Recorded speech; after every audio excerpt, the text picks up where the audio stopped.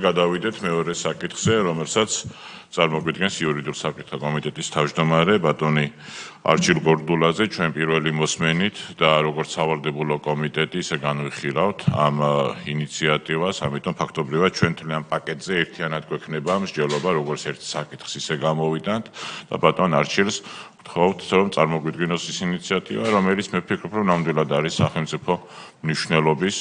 და რომელიც ემსახურება ჩვენი მოქალაქეების, ოჯახების, ახალგაზრდებისა და მომავალი თაობების საუკეთესო ინტერესებს. ვთხოვთ ბატონო არჩილ. მადლობა ბატონო თავმჯდომარე, მოგესალმებით კოლეგებო, მივესალმები ადამიანებს, რომლებიც უყურებენ დღევანდელ ჩვენს კომიტეტის სხდომას და დაინტერესებულები არიან საკითხით, იმ საკითხით, რომელსაც დღეს წარმოგიდგენთ, ეს ეხება ნარკოპოლიტიკის და ნარკოტიკებთან დაკავშირებული საკითხების რეგულაციების ცვლილებებს. არავისთვის არ არის განსაკუთრებული სიახლე და ყოველთვის ნაცნობია, რომ ზოგადად მსოფლიოში და ჩვენს ქვეყანაშიც დიდ გამოწვევას წარმოადგენს ზოგადად ნარკოტიკები, ნარკოდამოკიდებული ადამიანები გვყავს და სამწუხაროდ არსებობენ ბევრი ისეთების, რომლებიც ჩართული არიან იმ მძიმე დანაშაულში, რომელსაც ქვია ნარკოტიკების გასაღება და გაყიდვა. ეს ადამიანები პირდაპირ არაერთხელ გვაქვს ჩვენი გუნდის წევრებს ნათქვამი, რომ შენელებული მოქმედების ბომბებს ყიდიან, რომლებიც საბოლოო ჯამში ადამიანების მოგვდინებას იწვევს და მანამდე კი ჩვენი ქართული ოჯახების განსაკუთრებულ ტკივილს აყენებს და შესაბამისად მნიშვნელოვანია, რომ სახელმწიფოს კონდეს განსაკუთრებული დამოკიდებულება ამ მძიმე სენის მიმართ და ზუსტად ამ სენთან და ამ პრობლემასთან საბრძოლველად გთავაზობთ ერთ კონკრეტულ მიმართულებას, რომელსაც საკანონმდებლო ცვლილებები ქვია, რასაც ამავდროულად, რა თქმა უნდა, პარალელურად უნდა მიყვეს ჯანსაღი ცხოვრების წესის პოპულარიზაცია და ამ ყველაფერში, რა თქმა უნდა, საზოგადოების თითოეული წევრი უნდა იყოს ჩართული, იმიტომ რომ ჩვენ თუ გვინდა რომ გადავარჩინოთ მომავალი, აუცილებელია რომ ახალი თაობა ცხოვრობდეს ჯანსაღად და ჩვენ ახალი თაობის ჯანსაღ ცხოვრებას ვერ უზრუნველყოფთ თუ ის უდიდესი გამოწვევა, რომელსაც ნარკომანია ქვია, ამ სენს არ ვებრძოლეთ. შესაბამისად, რომ გადავიდეთ საკითხებზე, კანონპროექტების პრინციპების დონეზე რომ გაგაცნოთ, რას ვცვლით, წარმოდგენილი საკანონმდებლო პაკეტი იწყება საქართველოს სისხლის სამართლის კოდექსის ცვლილების შეტანის შესახებ საქართველოს კანონის პროექტით, რომლის მიხედვითაც ერთმანეთისგან გაიმიჯნება 260 პრიმა მუხლიდან იქნება გამიჯნული ერთი მხრივ ნარკოტიკების შეძენა, შენახვა, ხოლო მეორე მხრივ უკანონო დამზადება, წარმოება, გადაზიდვა და გადაგზავნა ცალკე მუხლად გამოიყოფა და შესაბამისად გაიზრდება აღნიშნული დანაშაულისთვის სასჯელის ზომებიც. ცალკე შემადგენლობად განისაზღვრება ფსიქოტროპული ნივთიერებების, მისი ანალოგის ან ძლიერ მოქმედი ნივთიერების, სხვა მცენარე კანაბის ან მარიხუანის, სხვა ნარკოტიკული საშუალებების, მისი ანალოგის პრეკურსორის ან ახალი ფსიქოაქტიური ნივთიერების გაყიდვა და შემოგვაქვს ამ შემთხვევაში ახალი მოცემულობა, ყველასათვის ცნობილია იურისტებისთვის განსაკუთრებით, რომ დღევანდელ მოცემულობაში ნარკოტიკების გასაღება თავის თავში მოიცავდა როგორც ერთი ნარკოდამოკიდებულის მიერ მეორე ნარკოდამოკიდებულისათვის ნარკოტიკის გადაცემას, ასევე ნარკოტიკების გაყიდვასაც და რა თქმა უნდა პასუხისმგებლობები ამ შემთხვევაში მკაცრი იყო მოქმედი კანონის მიხედვითაც, მაგრამ გთავაზობთ, რომ ერთმანეთისგან გაიმიჯნოს ის ადამიანები, რომლებიც ყიდიან სიკვდილს და ამისთვის იღებენ ან სხვა მატერიალურ სარგებელს, ან ფულად სარგებელს და მათ მიმართ იყოს განსაკუთრებულად მკაცრი პასუხისმგებლობა. შესაბამისად, მცირეოდენობისთვის პასუხისმგებლობა დაიწყება 12 წლიდან, იქნება პატიმრობა გათვალისწინებული 12 წლიდან 20 წლამდე ან უვადო. დიდი ოდენობასთან დაკავშირებით 14 წლიდან 20 წლამდე ან უვადო პატიმრობა, ხოლო განსაკუთრებით დიდი ოდენობის შემთხვევაში 16 წლიდან 20 წლამდე ან უვადო პატიმრობა. ამასთანავე ცალკე მოხლად არის ზოგადად სხვა საშუალებები, ფსიქოტროპული, ფსიქოაქტიური თუ სხვა მავნე საშუალებების ან მათი ანალოგების გაყიდვა და აქაც პასუხისმგებლობები იქნება რიგ შემთხვევებში გამკაცრებული. და რაც შეეხება პროცესს, სისხლის სამართლის საპროცესო კოდექსს, ამ შემთხვევაში შემოგვაქვს ახალი შესაძლებლობა, რომ სხდომა იყო შესაძლებელი, რომ დაიხუროს იმ შემთხვევაში, თუ ნარკოტიკულ დანაშაულზე ფარულ საგამოძიებო მოქმედებაში ან ოპერატიულ სამძებრო საქმიანობაში მონაწილე პირის პირადი უსაფრთხოება არის დაცვის მიზანი. ეს თავისთავად ხელშეუწყობს სასამართლოში სამართალწარმოების გაუმჯობესებას და მათ შორის ბრძოლას ზოგადად ნარკოტიკების გამსახურებლებთან თუ ნარკოტიკების გამყიდველებთან დაკავშირებით. შემდეგი ცვლილება ეს არის ადმინისტრაციულ სამართალდარღვევათა კოდექსში, რომელიც ითვალისწინებს ახალ რეგულირებას, კერძოდ ნარკოტიკების მოხმარების შემთხვევაში შესაძლებელი იქნება, რომ თუ ადამიანი არის ზემოქმედების ქვეშ და მას ვიზუალურად ეს ეთყობა და თუ მაგალითად არსებობს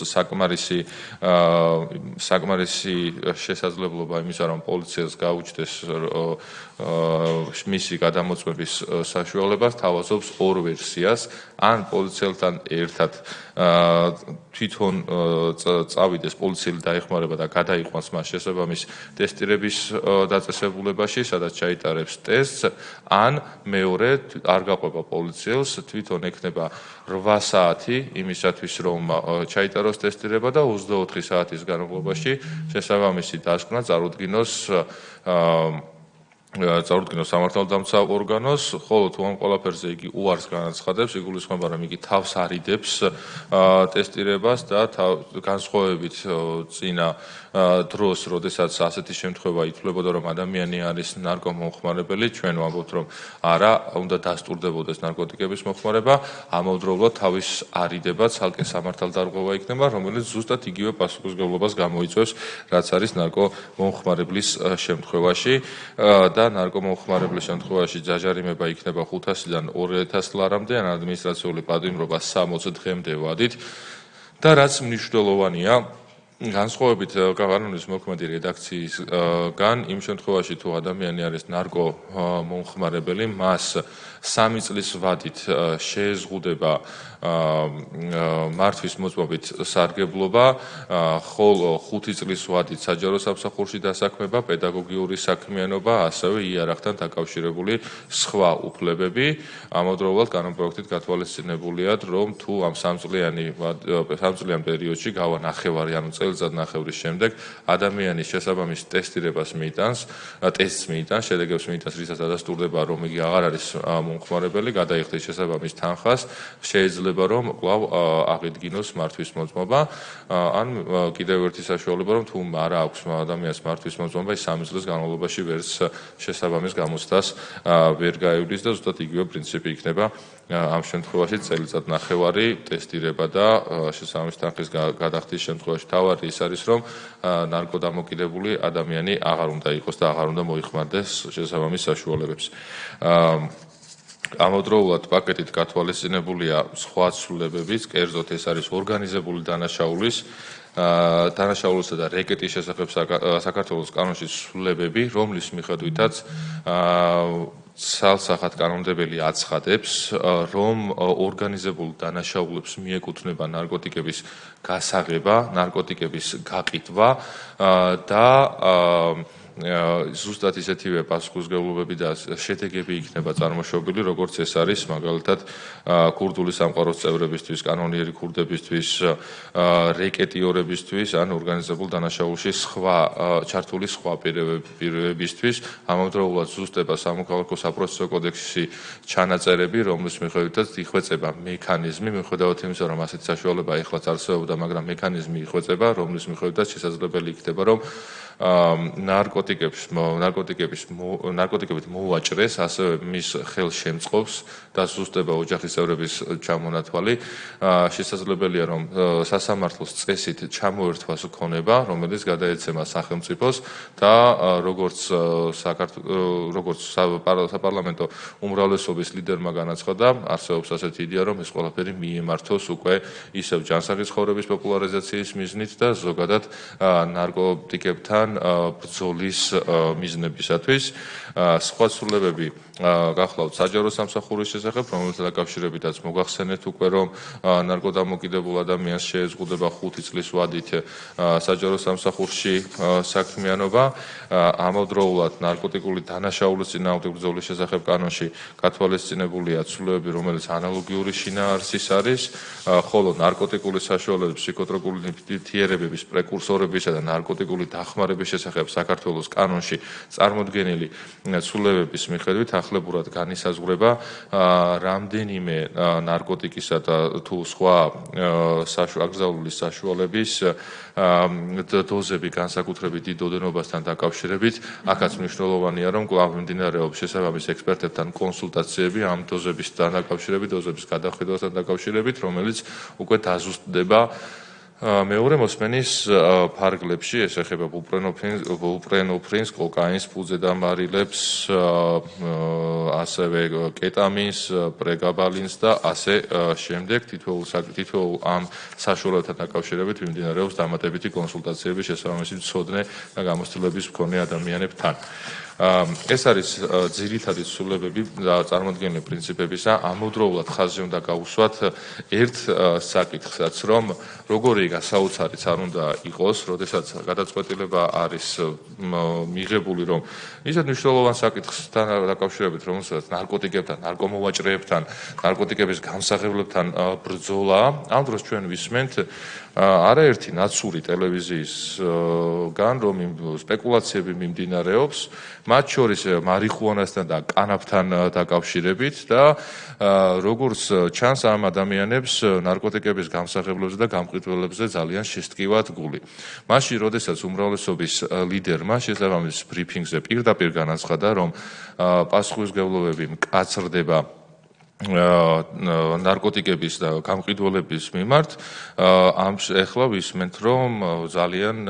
მიმდინარეობს პირდაპირ ბინძური პროვოკაციები ამ საკითხთან დაკავშირებით და ძალიან ბინძურად და ამორალურად იყენებენ ამ საკითხს. ამასთანავე ერთი რაც წარმოდგენილი საკანონმდებლო ცვლილებებით ბატონო თავმჯდომარე არ არის წარმოდგენილი, საზოგადოებისთვის უნდა იყოს აუცილებლად ცნობილი, რომ ჩვენ აქტიური კონსულტაციები გვაქვს, გამომდინარე იქიდან, რომ მომართვიანობა მოსახლეობის არის ბევრი, როგორც წერილობითი, ასევე სხვა საშუალებებითაც და კონსულტაციებს მართავთ ნარკოდამოკიდებულთა მკურნალობის ფორმებთან დაკავშირებით, მათ შორის იზოლებით მკურნალობის ფორმებთან დაკავშირებითაც იმ ადამიანებისთვისაც, ვისაც ასეთი საჭიროება გააჩნიათ და ჩვენ შეგვიძლია, რომ როგორც პირველი მოსმენის სხვა კომიტეტებზე განხილვის ფორმატში, პლენარულ სხდომაზე განხილვის ფორმატში, ამავდროულად მეორე მოსმენაზე დავაზუსტოთ ის მკურნალობის ფორმები, რომელიც აუცილებელია ადამიანებს, რომ ხელი შეუწყოთ, რომ ამ მძიმე სენი, რომელსაც ნარკოდამოკიდებულება ქვია, რომ ებრძოლონ და ჩვენი მიდგომა არის, რა თქმა უნდა, რომ ერთი მხრივ ბრძოლა უნდა იყოს გამოცხადებული უმკაცრესი ნარკოტიკების გამყიდველებთან დაკავშირებით, ნარკორეალიზატორებთან დაკავშირებით, ამავდროულად სხვა საშუალებები უნდა არსებობდეს ნარკოდამოკიდებულებებზე და კიდევ ერთი არის განსაკუთრებით ამ მარიხუანასთან და განსაკუთრებით კანაფთან დაკავშირებით ერთი რამე არის, რომ რა თქმა უნდა მიდგომა ვერ იქნება ისეთი, როგორიც არის მაგალითად კოკაინთან დაკავშირებული, განსხვავებული უნდა იყოს მარიხუანასთან და კანაფთან, ამაზე საერთოდ ლაპარაკიც კი არ შეიძლება და სპეკულაციებს ადამიანებმა თავი დაანებონ და ერთხელ მაინც შეძლონ, რომ როდესაც ქვეყნისთვის და მომავლისთვის საჭირო და აუცილებელი გადაწყვეტილებები მიიღება საქართველოს პარლამენტში, ლეგიტიმურ პარლამენტში, ხალხის მიერ არჩეულ პარლამენტში, ხალხისთვის განკუთვნილი ცვლილებები ერთხელ მაინც საკუთარ თავს გადააბიჯონ და აიზულონ და არ დაიწყონ ისეთი ბინძური პროვოკაციები და ისეთი ბინძური ამორალური ქმედებები, რომელსაც ახლა ვხედავთ ხოლმე მათ შორის ნაცურ ტელევიზიებშიც. მადლობა. კეთილი, დიდი მადლობა ბატონო არჩილ, ფიქრობ საკმაოდ საინტერესო იყო მოსასმენადაც ის მოხსენება, რომელიც ბატონმა არჩილმა გაუზიარა კომიტეტს და საზოგადოებას და მან ისაუბრა ასევე მნიშვნელობაზე, რა მნიშვნელობასაც წარმოადგენს ეს ინიციატივა, ასევე მის შინაარსზე, რაც ძალიან საინტერესო არის და იმ გამოწვევებზე, რა გამოწვევების წინაშეც ვდგავართ და ფაქტი არის, რომ დღეს ნარკოდანაშაულთან ბრძოლა ყველაზე მოწინავე ქვეყნებისთვისაც ძალიან დიდ გამოწვევად იქცა და ეს განპირობებულია იმასთან, რომ თანამედროვე ტექნოლოგიებთან დაკავშირებით კიდევ უფრო რთული ხდება ამ ორგანიზების მიგნება და მასთან ეფექტური ბრძოლა. ასევე ახალი ნარკოტიკების გაჩენიდან გამომდინარე ეს ბრძოლა კიდევ უფრო გართულებული არის და კიდევ სხვა ბევრი ფაქტორი არსებობს, მით უმეტეს ჩვენს ქვეყანასთან დაკავშირებით, სადაც წლების მანძილზე გარედან ხელოვნურად იყო თავს მოხეული ლიბერალური ნარკოპოლიტიკა, რომელმაც ეს პრობლემა კიდევ უფრო მეტად გაამწვავა და კიდევ უფრო მეტ ოჯახს შეეხო ჩვენს ქვეყანაში ნეგატიურად, ვიდრე საპირისპიროდ მოხდებოდა და როგორც ჩანს გარედან მოხვევის მიზანი სწორედ ესეც იყო, რომ ნარკო დანაშაულის და პრობლემის მეტი სიმწვავე მეტ ადამიანს შეხებოდა და მეტ ოჯახს შეხებოდა საქართველოში. ამიტომ ჩვენთვის მნიშვნელოვანი არის, რომ ამ პროცესებს წინ ავღუდგეთ სამართლიანი და ეფექტური და მკაცრი, რა თქმა უნდა, გზებით. და ეს მკაცრი გზები იქნება სწორედაც რომ პროპორციული და სამართლიანი მექანიზმები ჩვენის მხრიდან. ამიტომ ვფიქრობ, რომ ძალიან დასაფასებელი არის ამ საკითხებზე მუშაობა, მიუხედავად იმისა, ბატონო არჩილ, რომ მეც ვარ ერთ-ერთი ინიციატორი ამ საკითხის, ჩვენი ადამიანის უფლებების დაცვის და სამოქალაქო ინტეგრაციის კომიტეტმა სიღრმისეულად შეისწავლა ეს საკითხი და ძალიან ვაფასებთ, ესაც ჩვენი აპარატის რესურსი ინტელექტუალური, მათ შორის ხმარდება კანონშემოქმედებით პროცესს, ასე რომ გარკვეული სამართლებრივი შენიშვნები, სწორედ მოსაზრებები არის, რომელიც რა თქმა უნდა პრინციპების დონეს არ ეხება, მაგრამ ვინაიდან ჩვენ მხოლოდ ერთი მოსმენით განვიხილავთ, როგორც სავალდებულო კომიტეტი გაგიზიარებთ ამ შენიშვნების და მოსაზრებების დოკუმენტებს და შემდეგში შეგვიძლია ვისჯელოთ ამ ყველაფერზე, რა თქმა უნდა პრინციპების დონეზე მხოლოდ და მხოლოდ მისასალმებელი არის და ვფიქრობ, რომ ამ ხრივ რაღაც ისე ვთქვათ, თუ შენ გადარდებს შენი ქვეყნის თაობების მომავალი და ჯანსაღი ცხოვრების პოპულარიზაცია, ვფიქრობ, რომ აქ კონსენსუსი ნამდვილად უნდა არსებობდეს საზოგადოებას შორის და საზოგადოებაში. ასე რომ მნიშვნელოვანი არის თუ გვაქვს კითხვები ან მოსაზრებები კოლეგებს მიმართავ და ამ საზოგადოებას კეთილი შეგვიძლია ვთქვათ, რომ საკითხი განხილული არის. კიდევ ერთხელ ძალიან დიდი მადლობა ბატონო არჩილ სიღრმისეულად წარმოდგენილი საკითხისათვის. ჩვენ შეგვიძლია გადავიდეთ მესამე საკითხზე, იურიდიული დახმარების სამსახურის დირექტორ ბატონ დავით სიმონიას ვთხოვოთ, რომ წარმოგვიდგინოს 2024 წლის საქმიანობის ანგარიში. ბატონო დავით,